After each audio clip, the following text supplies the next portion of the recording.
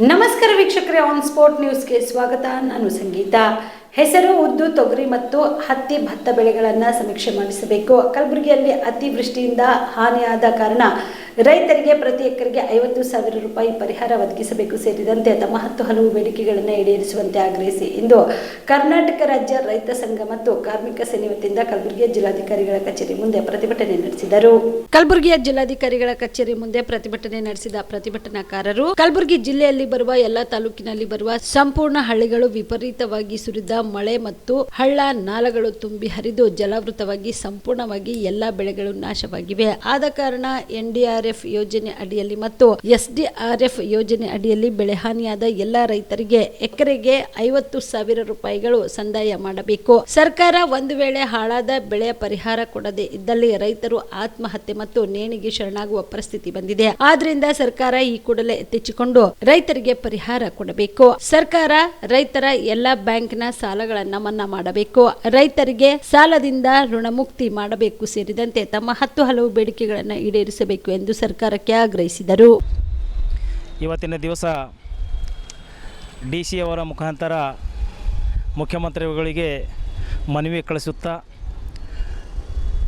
ಇವತ್ತು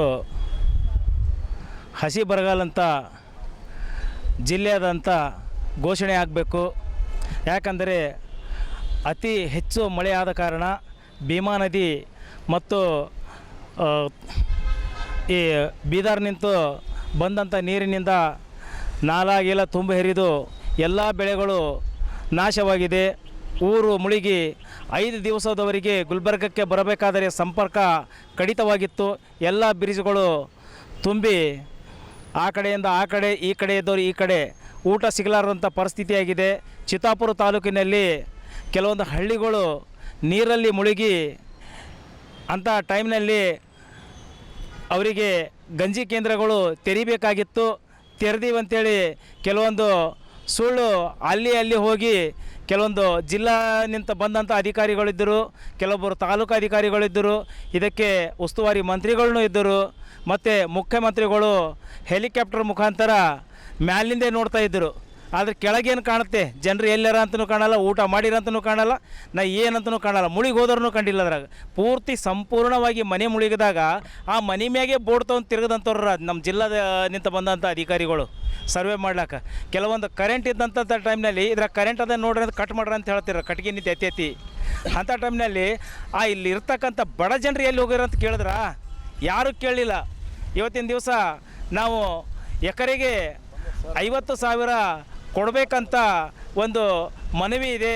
ಮತ್ತು ಅಲ್ಲಿ ಮನೆ ಮುಳುಗಿ ಮತ್ತು ಕೆಲವೊಂದು ಮನೆಗಳು ಬಿದ್ದು ಹೋಗಿವೆ, ಮನೆಗಳು ಕ್ರಾಕ್ ಆಗಿವೆ. ಗರೀಬರು ಹೋಗ್ಬೇಕೆಲ್ಲಿಂದ? ಬಡ ಜನರು ಎಲ್ಲಿಗೆ ಹೋಗ್ಲಿಕ್ಕೆ ಸಾಧ್ಯ ಇಲ್ಲ, ಅವರು ಮನೆ ಕಟ್ಕೊಳ್ಳೋಕ್ಕೂ ಸಾಧ್ಯ ಇಲ್ಲ. ಅಂಥ ವ್ಯವಸ್ಥೆಯಲ್ಲಿ ತಾವು ಇಮಿಡಿಯೇಟಾಗಿ ಮನೆಗಳು ಕೊಡ್ತಕ್ಕಂಥ ಕೆಲಸ ಮಾಡಬೇಕು. ಸರ್ವೆ ಆ ಊರಿನಲ್ಲಿರ್ತಕ್ಕಂಥ PDO ಇರಬಹುದು, ಮತ್ತು ಜಿಲ್ಲಾ ತಾಲೂಕಿನಾದ್ಯಂತ EOಗಳಿರ್ಬೋದು, ಯಾರೇ ಅದಕ್ಕೆ ಸಂಬಂಧಪಟ್ಟ ಅಧಿಕಾರಿಗಳು ಜಿಲ್ಲೆಯಾದ್ಯಂತ ಸರ್ವೆ ಮಾಡಿ ಅಂಥವರಿಗೆ ಮನೆ ಕೊಡುವಂಥ ಕೆಲಸ ಮಾಡಬೇಕು. ಮತ್ತು ಅದು ಅಲ್ಲದೆ ಬೆಳೆ ಪರಿಹಾರ ತಾವು ಕೊಡದೇ ಇದ್ದ ಪಕ್ಷದಲ್ಲಿ ರೈತರು ನೇಣಿಗೆ ಶರಣಾಗಬೇಕಾಗುತ್ತದೆ. ಈಗ ಆಲ್ರೆಡಿ ಒಬ್ಬ ಯುವಕ ನೇಣಿಗೆ ಶರಣಾಗಿದ್ದಾನೆ. ಅವನಂತೆ ಸಾವಿರಾರು ಜನ ನೇಣಿಗೆ ಶರಣಾಗತಕ್ಕಂಥ ಇದು ಆಗುತ್ತೆ. ಅದಕ್ಕೋಸ್ಕರ ತಾವು ಒಂದು ವೇಳೆ ಇದಕ್ಕೆ ನಿರ್ಲಕ್ಷ್ಯ ತೋರಿದೇ ಇದ್ದಲ್ಲಿ ನಾವು ಉಗ್ರವಾಗಿ ಹೋರಾಟ ಮಾಡಬೇಕಾಗುತ್ತದೆ ಎಂದು ಈ ಒಂದು ಮನವಿ ಮುಖಾಂತರ ಎಚ್ಚರಿಕೆ ನೀಡುತ್ತಿದ್ದೇವೆ. ನನ್ನ ಹೆಸರು ಜಗದೀಶ್ ಸಾಗರ್ ಅಂತ.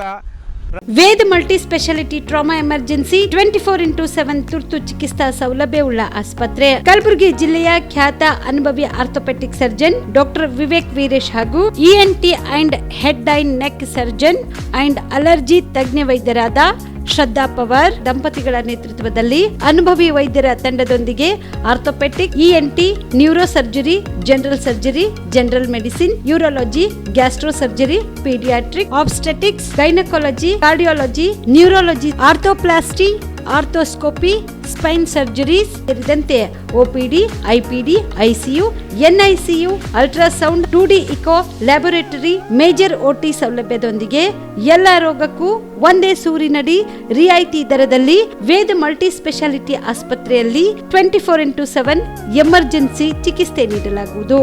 ಹೆಚ್ಚಿನ ಮಾಹಿತಿಗಾಗಿ ಸಂಪರ್ಕಿಸಿ ವೇದ್ ಮಲ್ಟಿ ಸ್ಪೆಷಾಲಿಟಿ ಆಸ್ಪತ್ರೆ, ವೀರೇಂದ್ರ ಪಾಟೀಲ್ ಲೇಔಟ್ ಮುಂಭಾಗ, ಸೇಡಂ ರಸ್ತೆ, ಕಲಬುರಗಿ. ದೂರವಾಣಿ ಸಂಖ್ಯೆ 08472326755 ಮತ್ತು 6362247149.